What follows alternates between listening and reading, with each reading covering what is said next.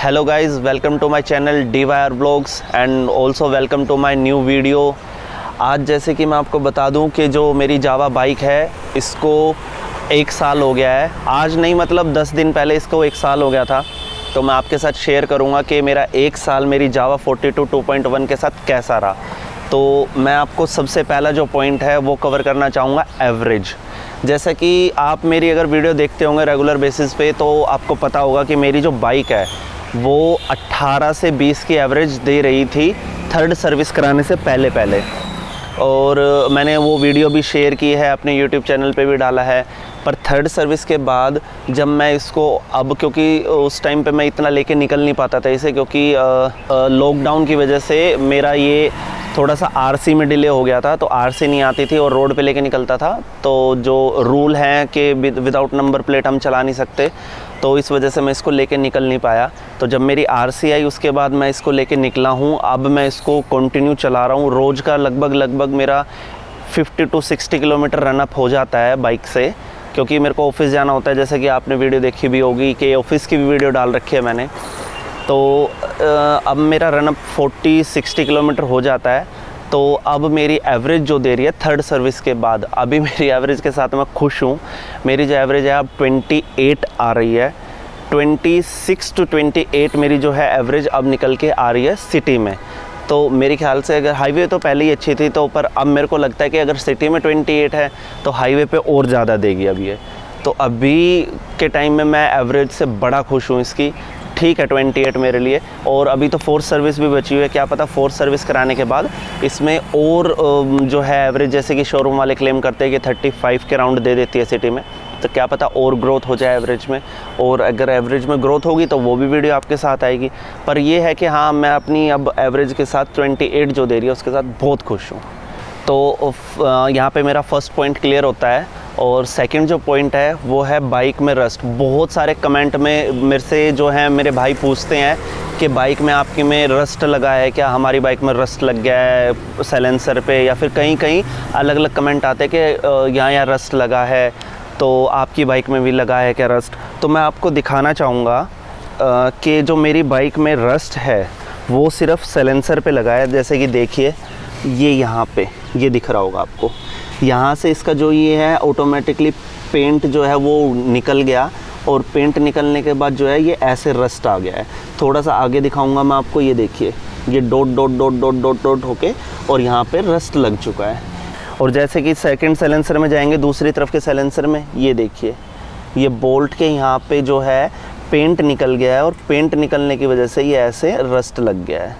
तो ये रस्ट मेरा सिर्फ साइलेंसर में आ रहा है। तो जैसे कि मैंने आपको दिखाया है कि मेरे जो दोनों साइड के साइलेंसर है उसमें ऐसे रस्ट लगा हुआ है। जहाँ से पेंट मेरा निकल गया है वहाँ पे रस्ट लग गया है। तो मैं अब की बार जाऊँगा शोरूम फोर्थ सर्विस पे, तो ये चीज़ डिस्कस करूँगा उसके साथ कि इन चीज़ का क्या हो सकता है। आई थिंक इसका वो ही रेग मार्क लग के पेंट ही होगा, I think so. But clear service centre ही जाके होगा कि इसके लिए हम क्या कर सकते हैं। थर्ड जो पॉइंट है हमारा वो एसेसरीज़ पे है कि एसेसरीज़ में मेरे में रस्ट कहाँ लगा है।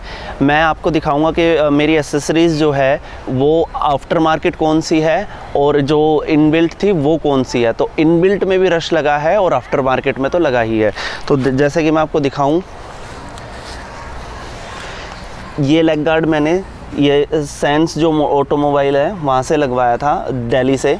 तो ये देखिए इसके जो ये बोल्ट है, ये बोल्ट में यहाँ पे रस्ट लगा हुआ है, ठीक है। ऐसे ही मैंने ये आगे लगवाया था वाइज़र में, ये देखिए यहाँ पे रस्ट है पूरा। इसमें बैक साइड में आएंगे वाइज़र के तो यहाँ पे भी रस्ट है, ये देखिए बैक साइड के इसमें भी रस्ट है। जो दूसरी तरफ का है ये इसमें भी रस्ट है। तो ये रस्ट इसमें लगा हुआ है। और दिखा देता हूँ मैं आपको, ये जो मेरा साइड गार्ड है ये इनबिल्ट है। और ये देखिए इसके बीच में ये दिख रहा होगा आपको, ये पूरे में रस्ट लगा हुआ है। तो ये आफ्टर मार्केट लेग गार्ड में भी लगा हुआ है, वाइज़र में भी लगा हुआ है। और ये जो इनबिल्ट शोरूम की तरफ से आता है साइड गार्ड, इसमें भी रस्ट लगा हुआ है। साइलेंसर में मैं ऑलरेडी आपको दिखा चुका। तो जैसा कि मैंने आपको दिखाया कि मेरे लेग गार्ड में भी रस्ट लगा हुआ है और सारी गार्ड में भी रस्ट लगा हुआ है और वाइज़र में भी ऐसे ही जैसे ये बोल्ट है उस साइड भी जो बोल्ट है उनमें भी रस्ट लगा हुआ है। तो ये शायद सबकी प्रॉब्लम हो सकती है, क्योंकि रस्ट जो है पानी की वजह से लगता है और बारिश जो है वो मानसून का सीज़न चल रहा है, तो बारिश में भीगती है बाइक, उसके बाद फिर धूप हो जाती है, तो उसकी वजह से रस्ट लगने के चांसेस ज़्यादा होते हैं। अब फोर्थ जो मेरा पॉइंट है वो है ब्रेक साउंड। किसी ने कमेंट किया है मेरे को भाइयों ने कि आपके ब्रेक में कोई साउंड आता है क्या, तो ये चीज़ मैं क्लियर करना चाहता हूँ कि मेरे ब्रेक में कोई साउंड नहीं आता। बट हाँ, जब मैंने थर्ड सर्विस करवाई थी तो उन्होंने मेरे से बोला कि आपके जो ब्रेक शू हैं वो लगभग 1000 किलोमीटर और चल सकते हैं, उसके बाद मेरे को वो चेंज कराने पड़ेंगे।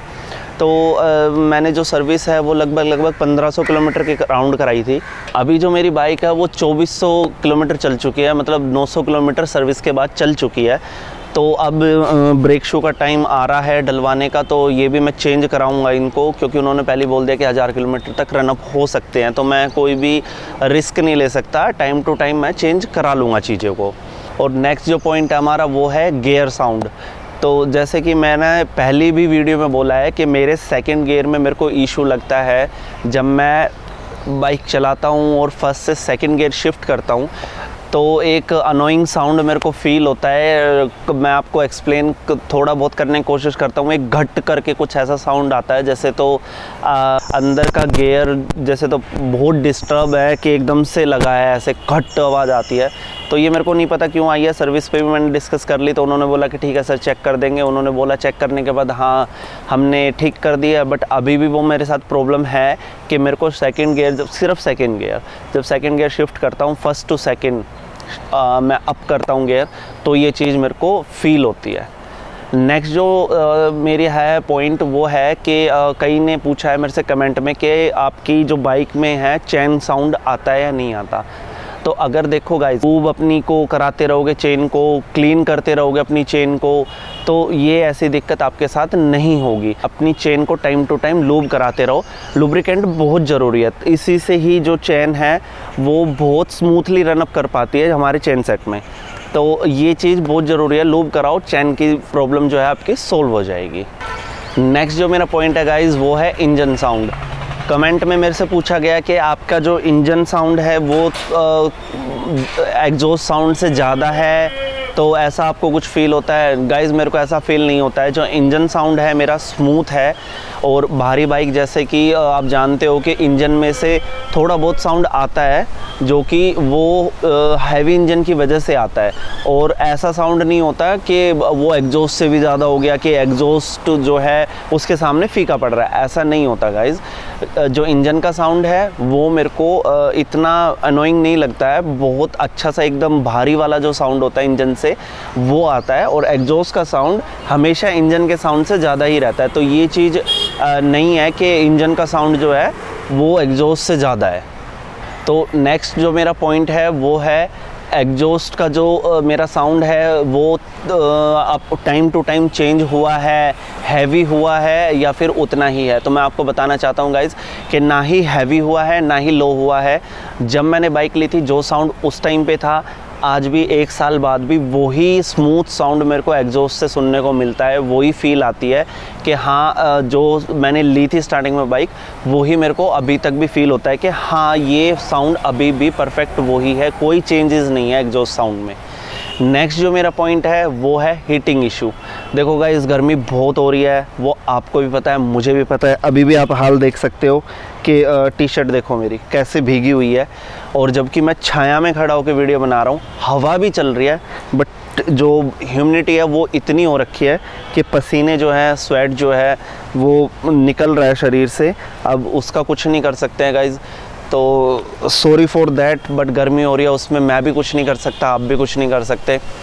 तो मैं हीटिंग इशू के बारे में बात कर रहा था कि गर्मी बहुत हो रही है और उस टाइम में बाइक हीट करती है, और जो ये पार्ट है, जैसे कि मैंने आपको पहले भी बता रखा है कि यहाँ पे पैर में बहुत ज़्यादा हीट लगती है। अगर आपने शूज़ कैरी कर रखे हैं और अपना पूरा फुल पैंट या फिर फुल लोअर कैरी कर रखा है तो आपको हीट का कोई इशू नहीं लगेगा।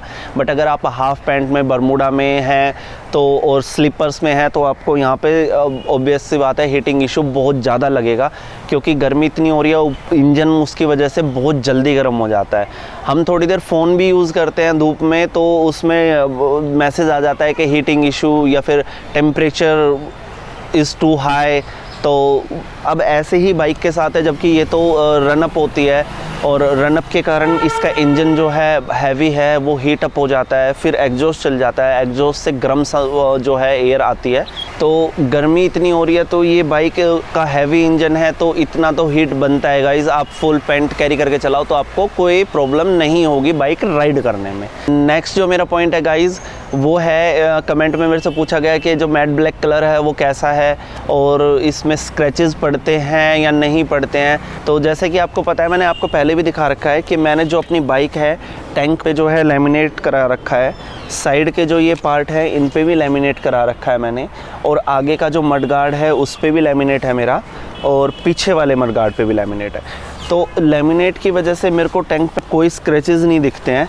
तो मेरा सजेशन यही रहेगा कि आप इस पे भी लैमिनेशन करा लीजिए, जिसकी वजह से आपको स्क्रैच की कोई भी समस्या का सामना नहीं करना पड़ेगा।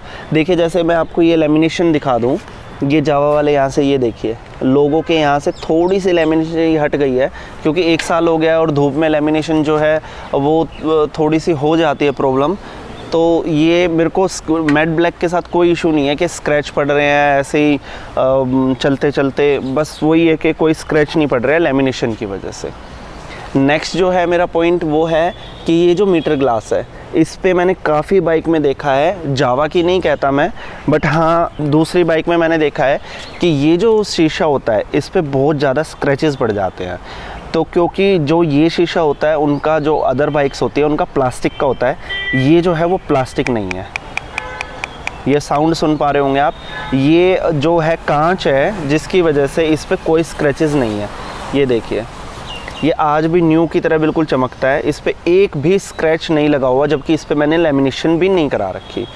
तो स्क्रैच का मेरे साथ कोई इशू नहीं है, ना ही मैट ब्लैक पे और ना ही मीटर पे। नेक्स्ट जो मेरा पॉइंट है वो है गाइज़, थर्ड सर्विस के बाद मेरे को बाइक में फ़ील होता है ओवर रेस इशू। जैसे कि मैं बाइक को चला रहा हूँ कंटिन्यू और कहीं पे मेरे को ब्रेक मारने की ज़रूरत पड़ेगी, तो जैसे ही मैंने ब्रेक मारे और अपना क्लच दबाया तो मेरा जो बाइक है वो धीरे धीरे जीरो पे जाती है। तो मतलब जैसे कि मैं आपको समझा दूँ, 40 की स्पीड पे चल रही है मेरी, मैंने एकदम से इमरजेंसी ब्रेक मारे और क्लच दबा लिया तो धीरे धीरे घूम होते होते फिर जीरो पे पहुंचेगी। ऐसा नहीं कि एकदम ज़ीरो पे, क्योंकि ब्रेक लग गए हैं तो ब्रेक लगते ही वो जाना चाहिए जीरो पे कि साउंड एकदम से कम हो जाए, पर जो एकदम से ओवर रेस है वो धीरे धीरे करके जीरो तक पहुंचती है। तो ये चीज़ मेरे को थर्ड सर्विस के बाद फील हो रही है कि ये चीज़ इसमें इशू आ गया है। तो ये फोर्थ सर्विस पे मैं जो सर्विस सेंटर उनको ज़रूर बताऊँगा, तो देखते हैं कि फिर इसका वो कैसे सोल्यूशन करते हैं। तो नेक्स्ट वीडियो में मैं ये चीज़ बताऊँगा कि सोल्यूशन इस चीज़ का हुआ मेरे साथ या नहीं हुआ। नेक्स्ट जो मेरा पॉइंट है वो है मिरर वाइब्रेशन इशू।